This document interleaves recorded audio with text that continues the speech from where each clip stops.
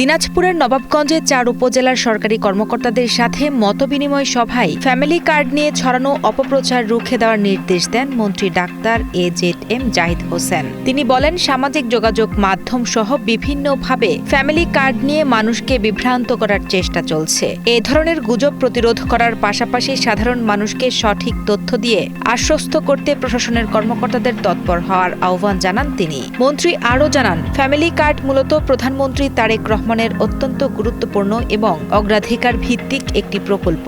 আগামী 10 মার্চ প্রধানমন্ত্রী নিজেই আনুষ্ঠানিকভাবে এই কার্ডের উদ্বোধন করবেন। এই কর্মসূচি যাতে সুশৃঙ্খলভাবে এবং কোনো বাধা ছাড়াই তৃণমূল মানুষের দোরগোড়ায় পৌঁছায়, সেই লক্ষ্যে এরই মধ্যে 4 উপজেলার প্রশাসনের সংশ্লিষ্টদের সাথে বিস্তারিত দিক নির্দেশনামূলক আলোচনা সম্পন্ন হবে। প্রকল্প বাস্তবায়নের স্বচ্ছতা নিশ্চিত করার বিষয়ে কঠোর অবস্থান জানিয়েছেন সমাজ কল্যাণ মন্ত্রী। তিনি স্পষ্টভাবে সতর্ক করে বলেন, এই কার্যক্রমে কোনো ধরনের অনিয়ম বা দুর্নীতি যাতে কাউকে স্পর্শ না করে সেই ব্যাপারে সবাইকে সচেতন থাকতে হবে। বর্তমান সরকারের লক্ষ্য হল স্বচ্ছতার মাধ্যমে জনগণের সেবা নিশ্চিত করা এবং প্রশাসনের কর্মকর্তা কর্মচারীরা কোনোভাবেই দুর্নীতিতে লিপ্ত হবে না বলেও আশা ব্যক্ত করেন তিনি।